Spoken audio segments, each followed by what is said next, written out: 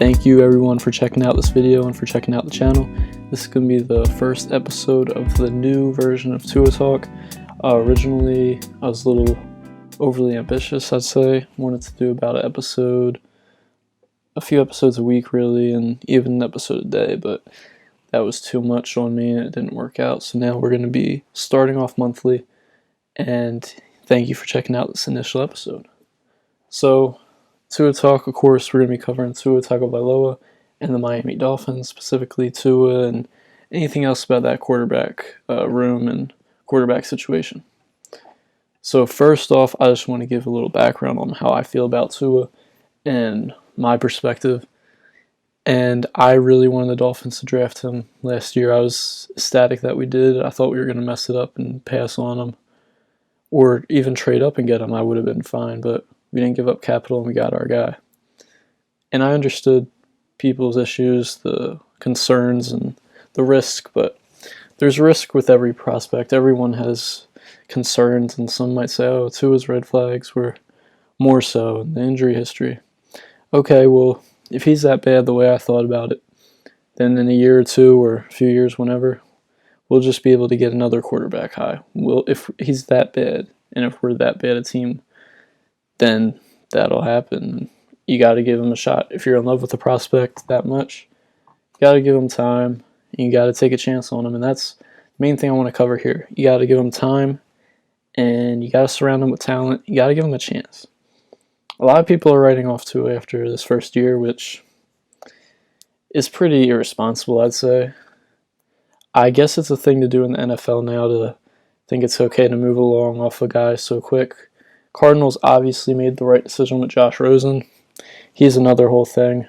I didn't like when the Dolphins traded for him. I thought that was a mistake, which it was, but Tua didn't have the awful season Rosen did. Tua didn't have a bad year. Compared to the other rookies, sure, it wasn't as good. It wasn't what we hoped for.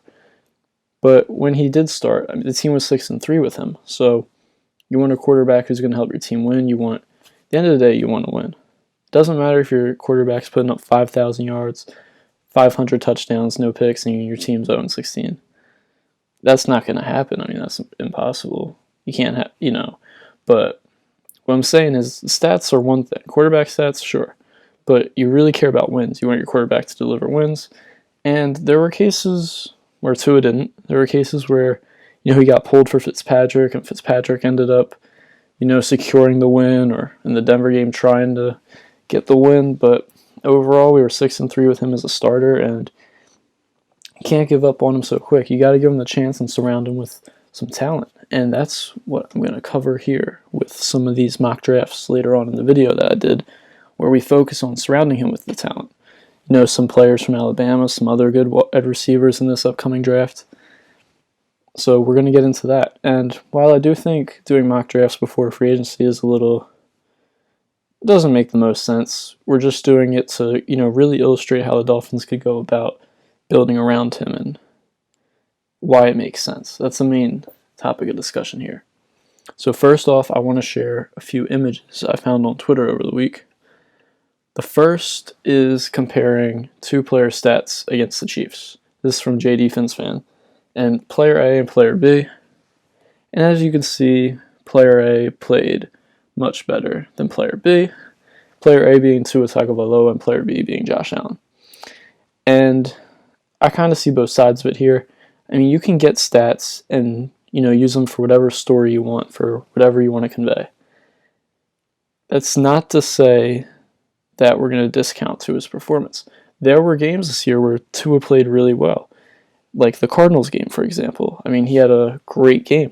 I have the stats right here. Yeah, he was 20 for 28, 248 yards, 2 touchdowns, got us the win. He looked great. He made some great plays, scrambling out of pressure, made some plays with his feet. He had some nice throws. And that's what you want to see. But people remember the bad things. That's what they fixate on more. And with the way the Bills game went, Tua's performance there with some of the interceptions, just chucking it up, and a poor overall team performance, ending the season on a bad note like that doesn't help the whole offseason narrative, which is going to be pushed, especially having the high draft capital.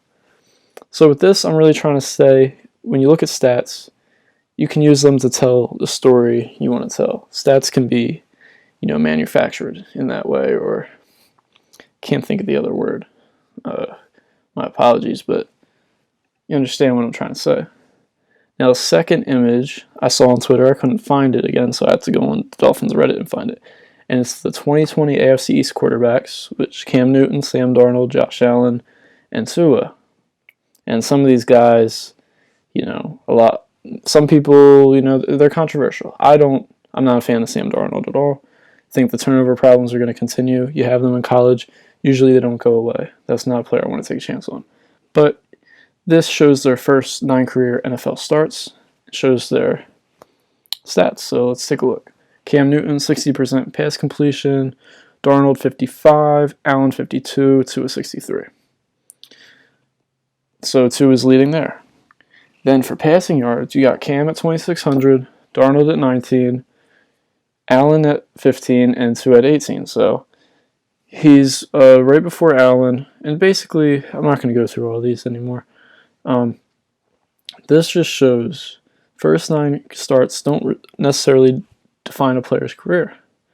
Cam looked mediocre, Darnold had turnover issues, and Allen looked like he wasn't going to be the answer, which now a few years later, developing him, investing in him, building around him like with Stephon Diggs and Cole Beasley, John Brown, even Gabe Davis now. I mean, you got to give him a chance. You can't give up on him so early. If the Bills did, that'd be great for us, for Dolphins fans, but if the Bills gave up on him, then he might be doing this for another team, and the Bills, would be in a bad position. So you can't just give up on your guy. You invested a high pick in him. You got to invest in some more talent around him. So the people wanting to give up on Tua and just start the cycle over is ridiculous.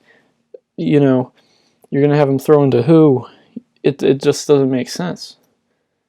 So moving on from that, so now we're going to be taking a look at this rookie quarterback chart I made of 4 main rookies this year who started, who got a lot of time, and what they did. And we're going to go through each one of them. So we're going to start with Tua. And let's start with the positives. Tua's turnover ratio is very good. He's the best on this chart, a little better than Herbert at not turning over the ball, with fumbles included. And that's really important, especially the way the Dolphins play. We have a really strong defense. We get turnovers on defense. And then when we get the ball back, if we're not turning it over, and if we're not turning it over in general, we're going to be a really hard team to beat if we can improve the offense so it can pass, better, more like Alabama when we get them with the weapons. A little more touchdowns, some more passing yards, gets more comfortable. If we hire a freaking offensive coordinator that, can help him out, that's to be seen who we're going to hire. At this point in making the video, we don't have one yet, but that's a whole other thing. So with Tua, there's definitely room to improve. There's things left to be desired from his rookie season, but there are positives that he doesn't turn over the ball. He seems to be smart, and hopefully when offense opens up, we get more guys around him. He's going to continue to win us games. As you see, his record as a starter, 6-3. The only quarterback on this list who has a winning record as a starter, and that's what you look for. At the end of the day, stats are great, but you want wins. So nothing on here makes me say we got to draft a quarterback first round. We got to give up on Tua. So that's all. Everyone who says that, I think they're jumping the gun a little bit. Now let's look at Joe Burrow, Cincinnati Bengals. He ended his year to a really devastating injury, and I hope we see him back week 1 next year. But he did look pretty good this year. One thing I didn't know until going through the stats earlier today was how many fumbles. He had 9 fumbles, 5 interceptions, 13 touchdowns. He was 2-7-1 as a starter, which doesn't surprise me. I already knew playing for the Bengals, it's not going to be a pretty number. Played 10 games, the same amount of rushing touchdowns as Tua. And really, I think Burrow had a good year. He looked like a rookie quarterback at times, just like Tua. Tua looked like a rookie quarterback. And they're supposed to. They're rookies. Not everyone's going to come out of the gate and be amazing. And even if they do, that, doesn't mean regression's impossible. Look at Baker Mayfield. But that's more for Justin Herbert, part of this discussion. So, Joe Burrow, briefly, Didn't see most tape on him or watch the most games, of course, being a Dolphins fan. But Burrow had a good year. Until the injury, he would have finished better than Tua. Of course, he already had more passing yards than Tua did, playing more games in the end of it. And I think Bengals, they got their guy, and they continue to build around him, like the Dolphins will be. Dolphins is kind of not the opposite situation, but Bengals have good offensive weapons. They have receivers, and that's what the Dolphins need the most. Cincinnati really needs to focus on the O-line, keep Burrow healthy, help Mixon, and football is a complemented cut. Cincinnati's in a good spot with Joe Burrow. There's no reason for them to be concerned in my eyes. He'll fix the fumbling and the interception issues. So let's move on to Justin Herbert. Justin Herbert had a phenomenal rookie year. Phenomenal. He's going to be rookie of the year without doubt.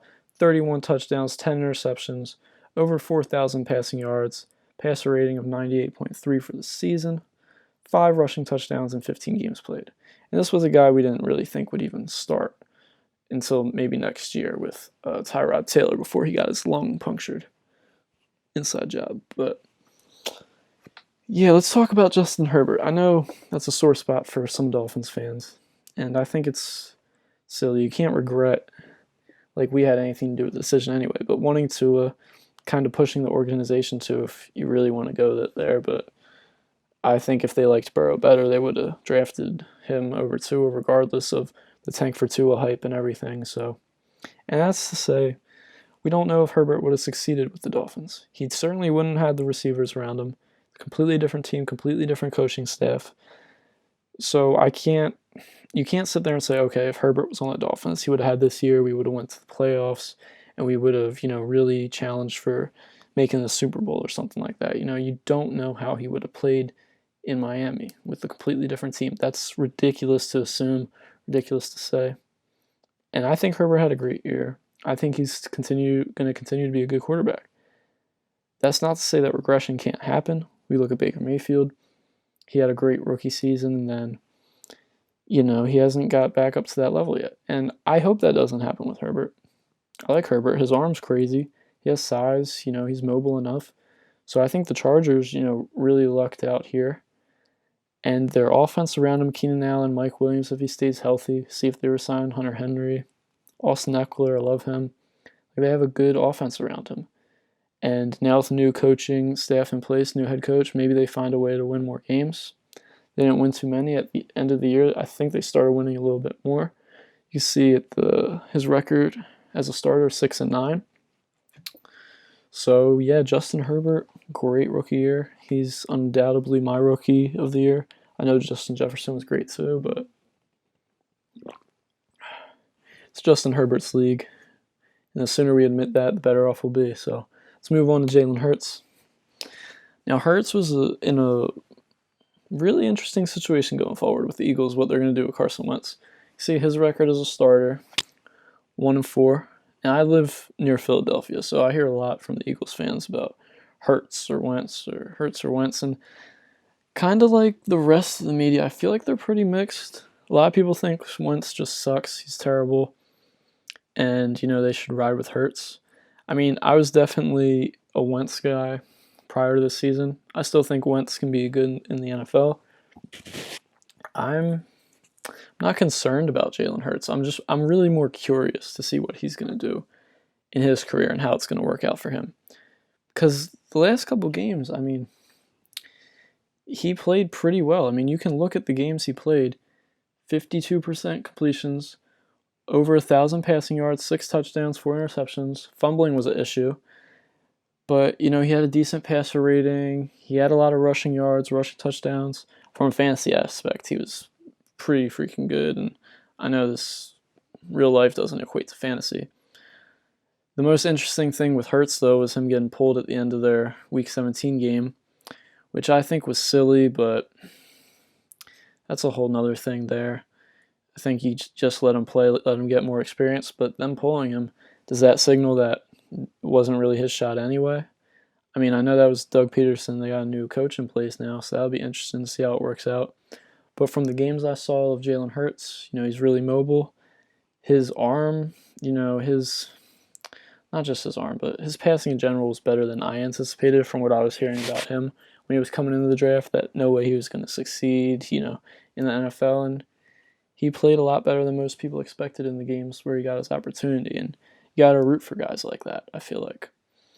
And what I did mean to say before I went off on that little tangent was him and Miles Sanders on the read options and some drawing up some plays for them, I feel like could be very dangerous, especially in the NFC East.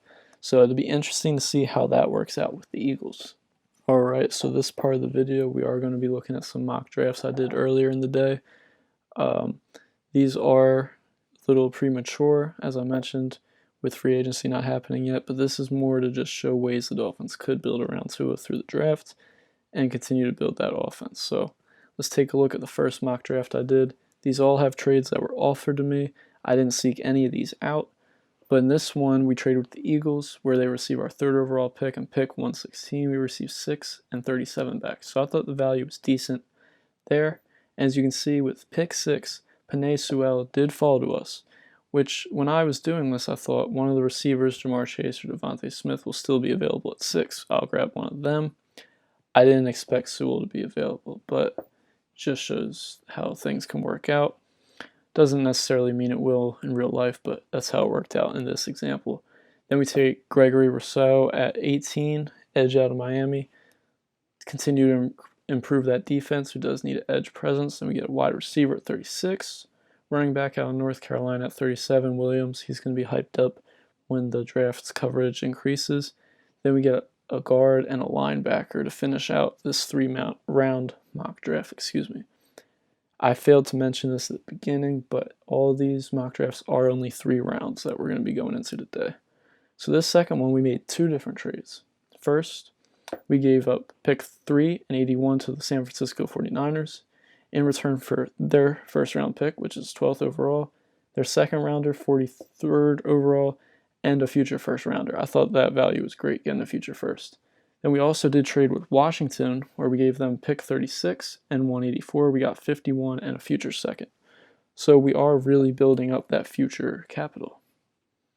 And this draft went a little different. I wasn't planning it to go this way, but it's the way the board fell. And that's what we got to follow. We got to get the best players available. We got to get the guys that we believe in. And that's all that matters. So we take Kyle Pitts at number 12.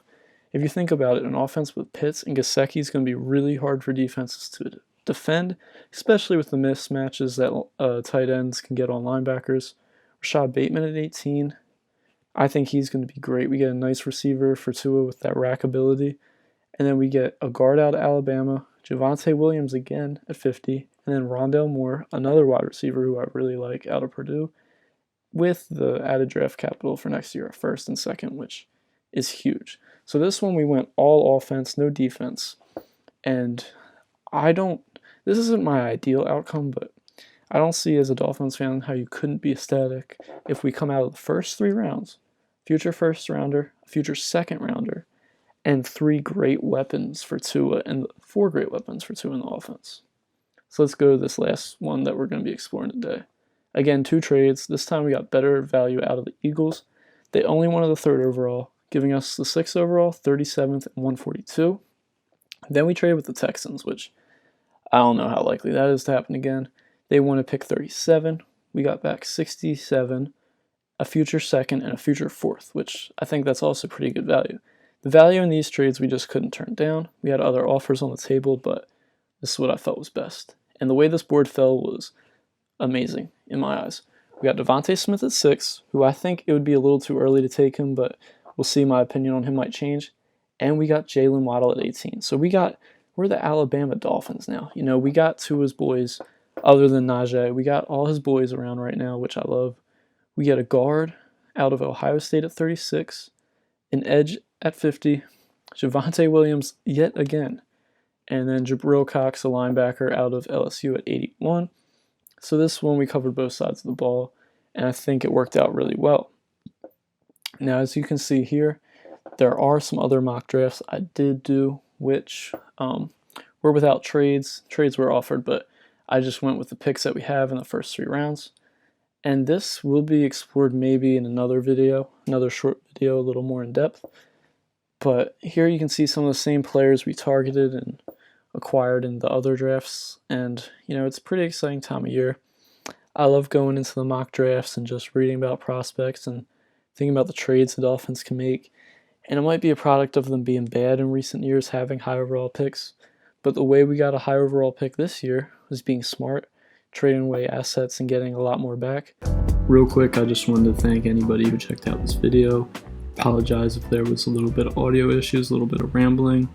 I'm going to look to improve that in my next couple of videos, and thank you for checking out the channel. Again, thanks for watching the video, and please let me know in the comments any thoughts you have about the rookie quarterbacks, anything you'd like to see me improve or cover in the next videos.